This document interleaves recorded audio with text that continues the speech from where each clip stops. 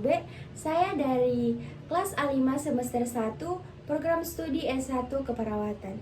Saat ini saya akan mensosialisasikan materi pendidikan budaya anti korupsi dengan dosen pengampu Dr. Randa Debbie Christine Rende MSI. Selamat menyaksikan. Nah, sebelum saya lanjut, saya akan memberitahukan kepada teman-teman, jika teman-teman ingin mencari kampus dan masih bingung untuk menjadi pilihan teman-teman untuk meraih masa depan, saya merekomendasikan kampus yang ada di Sulawesi Utara, lebih tepatnya di Manado, yaitu Universitas Pembangunan Indonesia. Dengan kurikulum berbasis industri, dosen berpengalaman, dan fasilitas modern, Universitas Pembangunan Indonesia Manado siap membimbing Anda meraih kesuksesan di dunia kerja. Jadi teman-teman sudah tidak usah khawatir lagi. Pilih program studi unggulan kami dan jadilah bagian dari generasi pemimpin masa depan. Belajar, berkembang, berprestasi di Universitas Pembangunan Indonesia Manado. Kami menghadirkan lingkungan belajar yang inovatif dengan peluang riset beasiswa dan jaringan kerja yang luas. Gabung bersama kami untuk mencetak prestasi di tingkat nasional dan internasional. Salam sejahtera bagi kita semua. Yang saya hormati bagi kita yang telah hadir di tempat ini. Pertama-tama, marilah kita panjatkan puji dan syukur kepada hadirat Tuhan Yang Maha Esa, karena atas rahmat dan kasih karunia-Nya kita dapat berkumpul di sini dalam keadaan sehat dan mengikuti sosialisasi ini. Ada langkah-langkah awal yang perlu kita ketahui sebelum kita masuk dalam pembahasan. Korupsi bukanlah sekedar persoalan hukum, melainkan juga persoalan budaya dan nilai-nilai yang hidup di masyarakat. Maka dari itu, pendidikan memiliki peran yang sangat penting dalam membentuk karakter generasi penerus yang berintegritas, jujur, dan bertanggung jawab. Pendidikan budaya anti korupsi adalah langkah-langkah strategis yang harus kita tanamkan sejak dini, baik di lingkungan keluarga, sekolah, maupun masyarakat.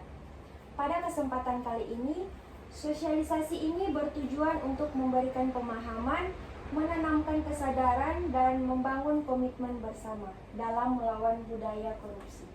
Sebab, memberantas korupsi bukan hanya tugas pemerintah, tetapi tanggung jawab kita bersama sebagai warga negara.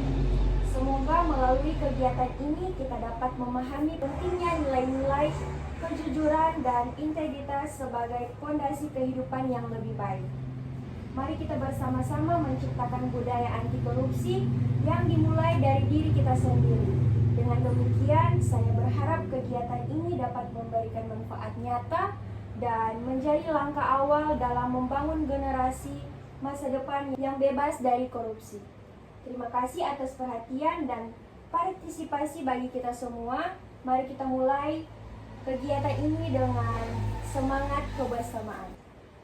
Yang pertama, pengertian korupsi. Korupsi adalah salah satu masalah serius yang menghambat pengembangan dan kemajuan suatu negara. Sebagai generasi penerus, kita memiliki peran penting dalam membangun budaya anti korupsi. Apa sih itu korupsi?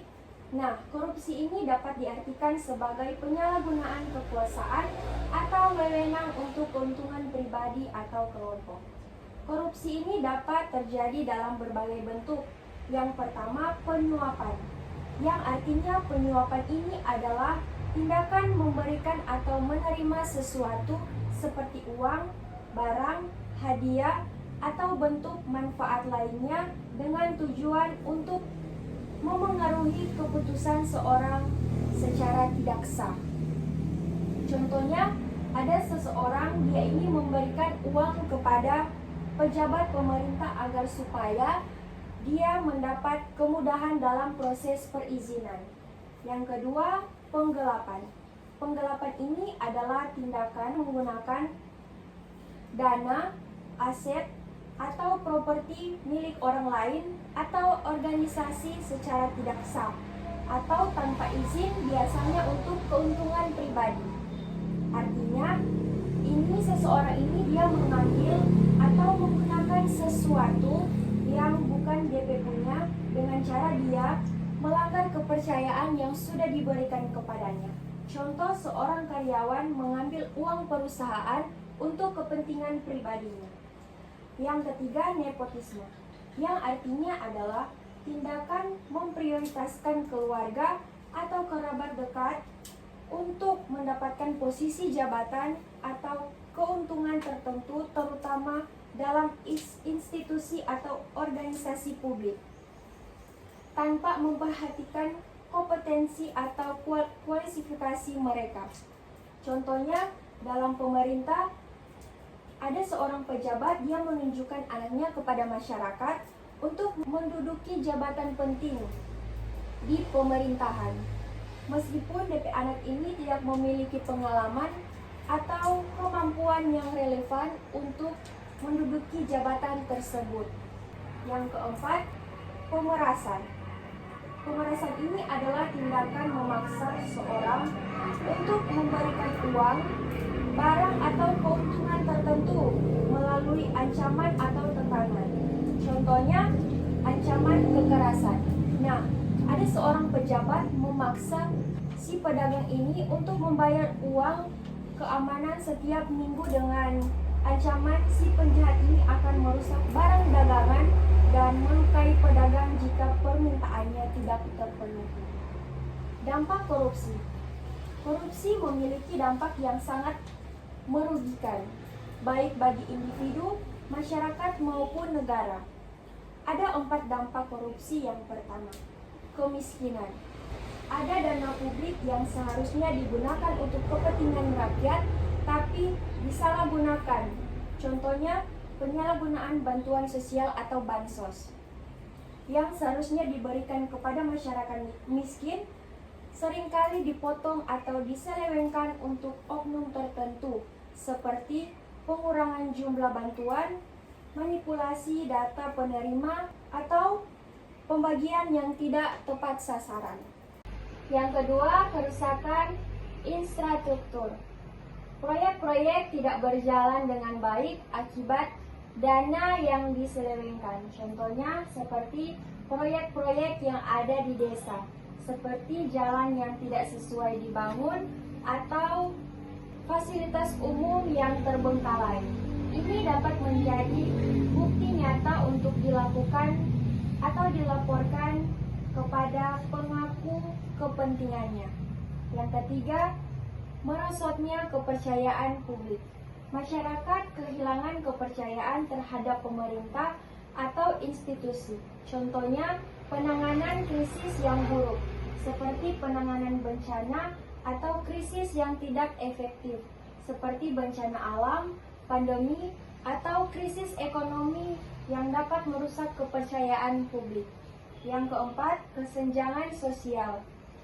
Ketimpangan ekonomi semakin besar karena korupsi, seperti kasus korupsi di Indonesia.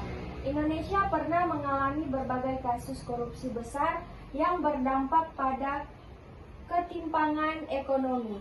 Contohnya, skandal di sektor perbankan, seperti kasus Bank Senturi, di mana dana publik digunakan secara tidak sah, merugikan rakyat dan memperlebar jurang antara yang kaya dan miskin. Mengapa budaya anti korupsi itu penting? Budaya anti korupsi merupakan salah satu kunci untuk menciptakan masyarakat yang adil, makmur, dan berintegritas.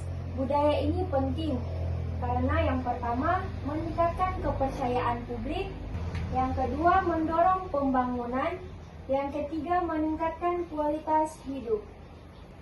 Strategi membangun budaya anti korupsi. Berikut beberapa cara yang dapat kita lakukan untuk membangun budaya anti korupsi. Yang pertama, pendidikan anti korupsi. Memasukkan nilai-nilai anti korupsi dalam kurikulum pendidikan. Mengajarkan kejujuran dan tanggung jawab sejak dini. Yang kedua, teladan dari pemimpin. Pemimpin harus menunjukkan sikap anti korupsi dalam tindakan dan keputusan. Yang ketiga, penegakan hukum yang tegas. Memberikan sanksi yang adil dan tegas kepada pelaku korupsi. Yang keempat, partisipasi masyarakat. Masyarakat dapat ikut serta dalam pengawasan dan publik dan program pemerintah. Melaporkan indikasi korupsi kepada pihak berwenang.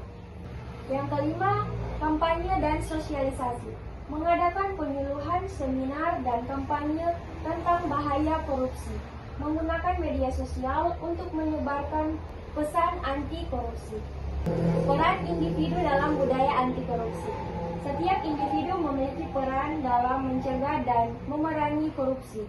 Berikut adalah langkah-langkah sederhana yang dapat dilakukan. Yang pertama, jujur dalam kehidupan sehari-hari, tidak berbohong atau melakukan kecurangan. Yang kedua, menghindari suap, tidak memberi atau menerima suap dalam bentuk apapun. Yang ketiga, menolak nepotisme, mengutamakan kompetensi di bidang hubungan personal. Yang keempat, melaporkan korupsi, berani melaporkan jika mengetahui adanya tindakan korupsi. Membangun budaya anti korupsi adalah tanggung jawab kita bersama. Dengan memperhatikan nilai-nilai kejujuran, integritas, dan tanggung jawab, kita dapat menciptakan masyarakat yang bebas dari korupsi. Mari kita mulai dari diri kita sendiri dan lingkungan sekitar untuk menjadi agen perubahan yang membawa Indonesia menuju masa depan yang lebih baik. Bersama kita wujudkan Indonesia bebas korupsi.